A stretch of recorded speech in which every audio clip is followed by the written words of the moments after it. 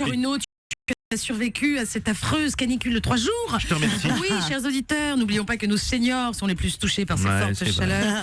Car ça y est, le 21 juin, la saison de l'angoisse a commencé. Oui. Je veux bien sûr parler de l'été.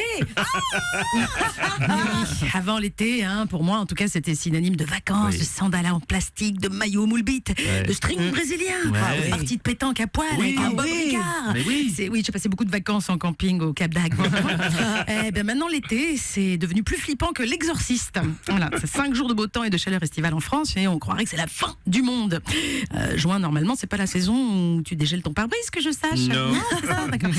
Voilà, mais non, tous les médias redoublent d'imagination pour nous foutre la trouille H24. D'ailleurs, c'est plus une carte météo, c'est le drapeau de la Chine, tellement c'est rouge partout.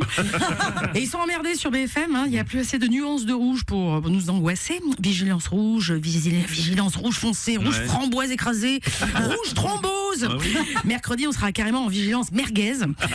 Pensez donc, à vous déplacer avec un extincteur et des poches de glace dans le slip pour éviter les combustions spontanées et mettez les vieux et les bébés au congélo.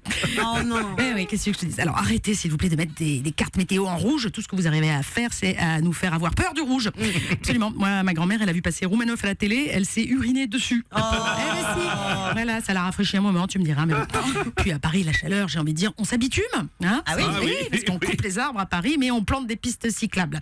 Très belle idée. En plus, on a compris. Ce qui compte, c'est que ce sujet soit utilisé pour faire accepter des mesures à la con qui nous emmerdent tous et qui règlent rien au problème.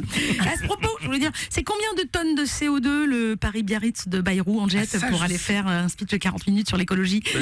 C'est pas? Parce que non, c'est pour savoir si je peux prendre une entrecôte avec ma salade à midi.